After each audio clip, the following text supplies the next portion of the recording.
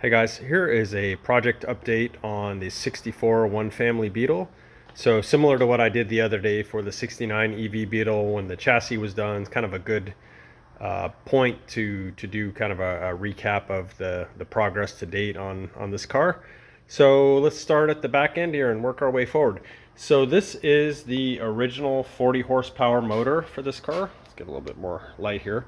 So this is a numbers matching car, and the same is true for the transmission. We'll come back to that shortly. But so yeah, lots of nice details on this motor. Surprisingly, despite the relatively low mileage on the car, the motor, the tins and the air cleaner and so on were pretty beat up looking. So quite a bit of time went into essentially doing body work on all the tin. We actually replaced a few pieces with ones that were nicer, but for the most part, this is all the original tin on this motor, just gone and body work to straighten it out. And then of course all the tin work is powder coated, and the motor is of course rebuilt internally. And the owner expressed an interest in maybe having a little bit more oomph on the motor. And so what we did was we bored it out to a 1385 cc. So I know going from 1192 to 1385 doesn't sound like much, but on these motors it actually makes a pretty big difference. So I personally had a 1385 cc 40 horse that, you know, similar to this one, still had a stock carburetor and so on.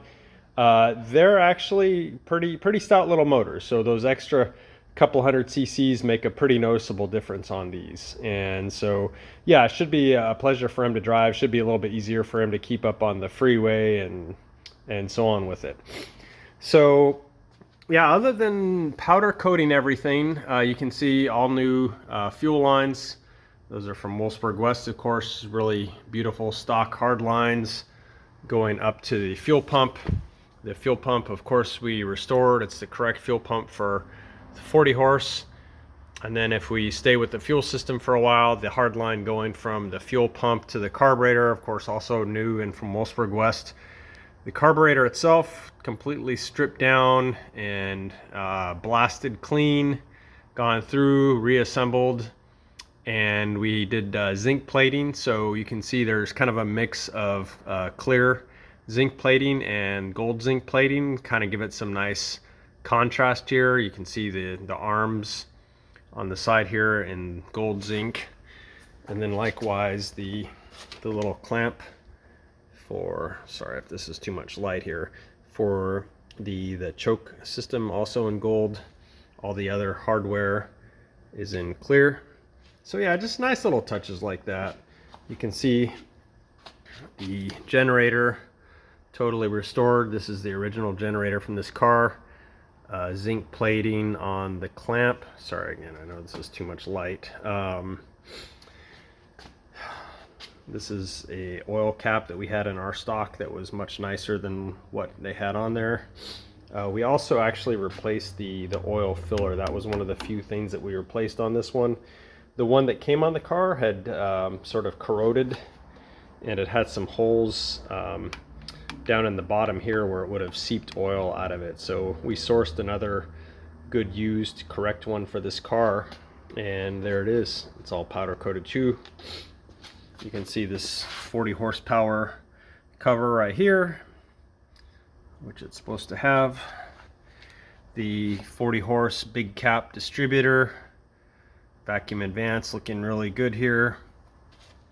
The manifold, the intake manifold itself, was one that we sourced also. The one that we had with the car was a little bit beat up, but then also the heat riser tube, which is this tube right here that kind of circulates exhaust gas adjacent to the intake tract here to sort of preheat the intake system. That was plugged, as they often are on these, and so we managed to hunt down from one of our shops that we do a lot of business with a good unplugged one, and then that's powder coated as well. You can see restored Bosch 6-volt coil, correct for this car, correct clamp, all those little details. We like making everything correct on a car like this.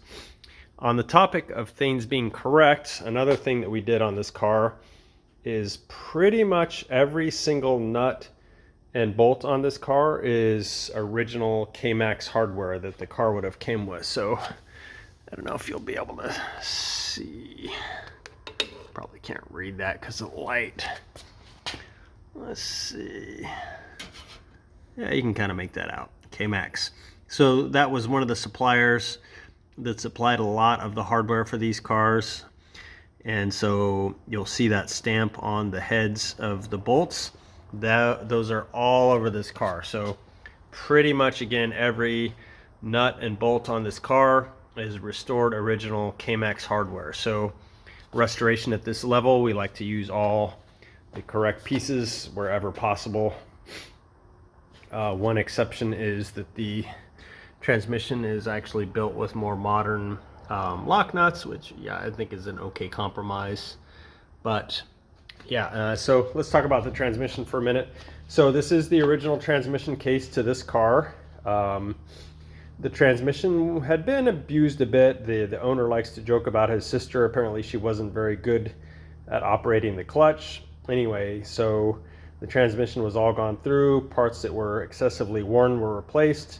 And then it got all new synchros and things like that on the inside, new bearings, of course, everything set up to proper spec. So it's essentially a brand new transmission, but again, numbers matching to this car. So engine, transmission, chassis, body, all numbers matching. So really cool to see a car of this age where everything matches that well. The shocks I probably mentioned before are these really nice reproductions from Wolfsburg West where they actually get the color correct. It's a sort of, I don't know, burnt orange or brick red, maybe more brick red color on the back and black on the front. So let's move on to the chassis then. So the chassis was totally restored by our friends at Washburn Metal. They took the chassis, they completely stripped it down. They removed the pan halves, which were actually in pretty good shape, but they did have some thin spots in them. So we went ahead and had them remove the floors and put in new pan halves. And then of course the whole chassis from there is powder coated. They clean out or replace, I don't remember which, in this case the fuel line, the lines for the heater linkage, which you can see is all hooked up already. Yeah, so the heater's all hooked up. So yeah, Washburn goes and clears out all those lines, clutch cable, tube, throttle cable tube, all that stuff's cleared out so that when you're assembling this car, you don't have gunk in the lines preventing you from running cables in it. They take care of all that stuff. So really great service those guys provide. And then we do our own, I don't know, I guess you'd call it sound deadening on the floor, or something custom that we make that we fit to the pan like you see here. It's a little bit different looking than the original. It's got this kind of grid pattern on it, but looks really nice and has kind of a similar overall feel to the original material. So the pedal assembly is from Scott at Pedalworks. Super nice job he does on these, and his prices are very reasonable. So if anyone's doing a restoration, check out Scott at Pedalworks and just save yourself the trouble and let him redo your pedal assembly for you. So the controls, the shifter itself and the handbrake lever, all powder coated and painted in the correct colors. So we did stick with single circuit master cylinder, correct for this car. All new brakes, obviously everything on the brakes is new. Again, despite the car having relatively low mileage on it, the drums were pretty wore, so we went ahead and put brand new drums on it. Front end was completely disassembled, sandblasted, all gone through. Various parts were either painted or powder coated and then finally assembled. Likewise, we put a stock sway bar on it using the stock style clamps. Gives it kind of a nice touch with the gold plating on them.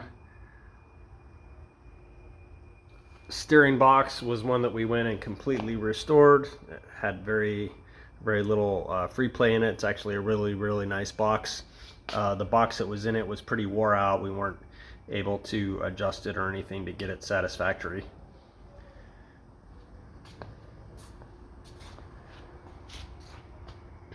So I think I covered all the main points of this chassis. This is where we are with it right now. Chassis and motor are essentially done. And I just talked to our shop Octavios that's doing paint and body on the body for this. They're probably about a month and a half out from having the body in paint. So to the point where we can go ahead and put it on the chassis like we just did yesterday on the 69 for those of you that watch the channel. So we'll be at that point with this one in probably about a month and a half, hopefully, if all goes well, and be plopping the body on this thing and then starting assembly, basically final assembly from there. So there you guys go. If anyone has any questions or anything, let us know.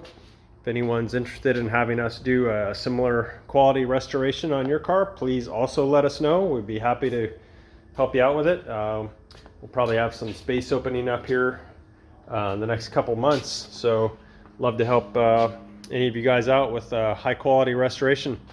Thanks for watching. Take care. Bye.